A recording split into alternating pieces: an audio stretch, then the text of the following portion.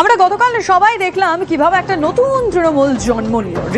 ঋতব্রত নেতৃত্বে সেই নতুন তৃণমূল 24 ঘন্টার মধ্যেই ভাঙনের ইঙ্গিত। হ্যাঁ, এই নব্য তৃণমূলে যে সমস্ত নেতারা রয়েছেন তারা নাকি নেত্রীর কাছে ফিরতে চাইছেন, এইটাই বলছেন ইটাহারের তৃণমূল বিধায়ক মোশাররফ হোসেন। আমি সৌরভ গুহা আমাদের প্রতিনিধির সঙ্গে কথা বলতে চাইবো। সৌরভ, ঠিক কিসের ভিত্তিতে তিনি এই বক্তব্য রাখছেন? দেখো, গতকাল বিধানসভায় 60 জনের স্বাক্ষর নিয়ে যে নব্য তৃণমূল ব্লক আত্মপ্রকাশ করেছে, তার পরের দিনই কিন্তু শোনা যাচ্ছে একটু অন্যরকম কথা। ইটাহারের বিধায়ক মোশাররফ হোসেন, যিনি তৃণমূল কংগ্রেসের পুরনো যে কমিটি ছিল, সেখানে সংখ্যালঘু সেলের যে নেতা ছিলেন, তিনি সভাপতি ছিলেন, তিনি কিন্তু বলছেন যে গতকাল থেকেই তার কাছে এবং তার মতো যারা কালীঘাটের নেতৃত্বের কাছে আস্থা প্রকাশ করে এখনো মমতা বন্দ্যোপাধ্যায়কে নেত্রী মানেন, তাদের কাছে একের পর এক ফোন আসছে এই নতুন ব্লক থেকে। অনেকেই ফিরে যেতে চান, অনেকেই বলছেন যে তারা নেত্রীকে রিকোয়েস্ট করে তারা ফিরে যাবেন।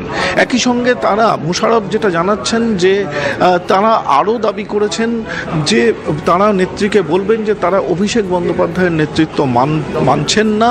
আগামী দিনের রাস্তার লড়াইয়ে তারা মমতা বন্দ্যোপাধ্যায়ের নেতৃত্বেই তৃণমূল কংগ্রেস করবেন। এই 24 ঘন্টাও কিন্তু এখনো পেরোয়নি।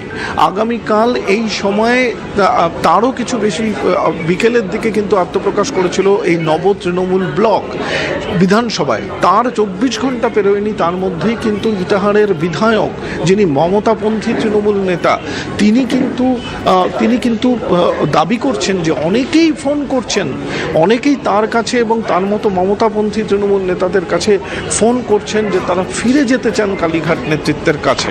এই দাবি বিস্ফোরক এবং একই সঙ্গে এটা কোনো কৌশল কিনা, নতুন ব্লকের ওপর চাপ সৃষ্টি কিনা, এটা নিশ্চিতভাবে সময়ে এটা জবাব দেবে। কিন্তু একটা নতুন ব্লক আত্মপ্রকাশের সঙ্গেই অনেকেই ফিরে যেতে চান কালীঘাটে মমতা বন্দ্যোপাধ্যায়ের নেতৃত্বে, কারণ মমতাই তৃণমূল এবং তৃণমূল মানেই মমতা। এই কথা তারা বলছেন, একজন বিধায়ক এই দাবি করছেন, এটা নিঃসন্দেহে তাৎপর্যপূর্ণ। লিমা, একেবারেই সৌরভ, তুমি সঙ্গে থাকো, কারণ গতকাল থেকেই আমরা দেখছি নব্য তৃণমূল তৈরি হয়েছে, কিন্তু তার মধ্যে ইটাহারের তৃণমূল বিধায়ক যে ইঙ্গিত দিচ্ছেন, তাতে কি আবারও নতুন এই তৃণমূলেও ভাঙন?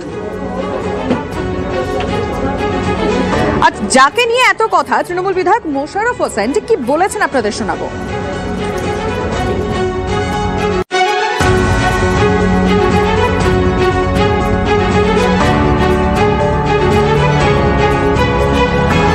যারা সাইন করেছে, যারা নতুন পদবিতে হয়েছে, সঠিক বেঠিক আমি জানি না কিভাবে হয়েছে, তার সেক্ষেত্রে আইনও সেটা পরে বলবে। সেক্ষেত্রে তারাই গতকালেই টিভি ক্যামেরা মাধ্যম এবং আমাকে এবং আমাদের আরো যে সহকর্মী সহচররা আছে যারা সাইন করেনি, তাদেরকে বলেছে আমরা দিদির কাছে ফিরে আসব, দিদির অধীনে পার্টি করব, কালীঘাটে থেকে পার্টি পরিচালিত হবে, দিদির নেতৃত্বে লড়াই সংগ্রাম হবে। তৃণমূল কংগ্রেস কোনো ব্লক বলে অন্য গুট বলে কোনো কথা নেই। বিরোধী দল নেতা নিয়ে আমরা করেছি সই বটেই, কিন্তু দিদির নেতৃত্বে থাকবো। আর আপনাদের বলি, তারা এই কথা বলেছে, আর তারাও যদি মনে করে আবার তৃণমূল দল প্রতিষ্ঠিত করতে যাব, দিল্লি রওনা দিব, করবো, তাহলে কিন্তু তারাও পর্যন্ত বলেছে, 2-4 জন হয়তো বলেনি, ম্যাক্সিমামে বলেছে যে আমরা দিদির অধীনে প্রয়োজনে এইসব কাজ দল ভাঙাতে গেলে আমরা যেটা সমর্থন করব না। এলওপির ক্ষেত্রে আমরা সমর্থন করেছি বটেই, কিন্তু আমরা দিদির অধীনে থেকে যাব, ফিরে আসবো। এই মুহূর্তে আমরা টেলিফোন লাইনে যোগাযোগ করেছি বিজেপি বিধায়ক সজল ঘোষের সঙ্গে। সজল বাবু, মোশাররফ হোসেন তৃণমূল বিধায়ক, তিনি বলছেন যে গতকাল যে নব্য তৃণমূল তৈরি হলো, তাদের মধ্যে অনেক নেতারা রয়েছেন, তারা এখন মমতা বন্দ্যোপাধ্যায়ের কাছে ফিরতে চাইছেন, নেত্রীর কাছে ফিরতে চাইছেন। আপনি কিভাবে দেখছেন? এটা তো হওয়ারই ছিল, নেত্রীর কাছে ফিরবে, কিছু ভাইপোর কাছে ফিরবে। হ্যাঁ, এটা তো হওয়ারই ছিল। দেখবেন প্রদীপ নেবার আগে অনেকবার দপ দপ দপ দপ করে, এখন ওদের তৃণমূলও তাই করছে, একবার আসছে একবার যাচ্ছে। আজকে এ বোঝাচ্ছে তাই বুঝছে, কালকে ও বোঝাচ্ছে সেটাও বুঝছে। এগুলো হবারই আছে, সে সবার আগে এরকম হবে। 2-4 বার এরকম এদিক ওদিক করতে করতে একদিন দিদিও আর রাজনীতিতে থাকবেন না, আর এরাও কেউ থাকবে না। এদের জায়গা ভবিষ্যতে নতুন কোন রাজনৈতিক দলে হবে, কিংবা হয় কংগ্রেস সিপিএম এ মিলে যাবে, আর নয়তো কোনো রাজনৈতিক দলে হবে। তৃণমূল বলে কিছু থাকবে না, এটা নিশ্চিত। এটা আগেও জানা ছিল, এটার মধ্যে কোনো বিরাট বড় পলিটিক্যাল সায়েন্সের রাষ্ট্রবিজ্ঞানের ছাত্র হতে হয় না, রাষ্ট্রবিজ্ঞানের বিশেষজ্ঞ হতে হয় না, অধ্যাপক হতে হয় না। এটা একটা বাচ্চা ছেলেও জানতো। যে দলটা শুধু করে খাওয়ার জন্য ছিল, কামাও আর খাও যে দলের নীতি ছিল, সেই দল যেদিন কামানোর জায়গা বন্ধ হয়ে যাবে সেই দলকে আর থাকবে না, স্বাভাবিক। এখন দুটো ফুল ছিল, জোড়া ফুল ছিল, সেটা অর্ধেক অর্ধেক হয়েছিল, আবার জোড়া ফুল হয় কিনা সেটা দেখার এখন এসব অনেক নাটক চলবে। বেশ, অনেক ধন্যবাদ আপনাকে।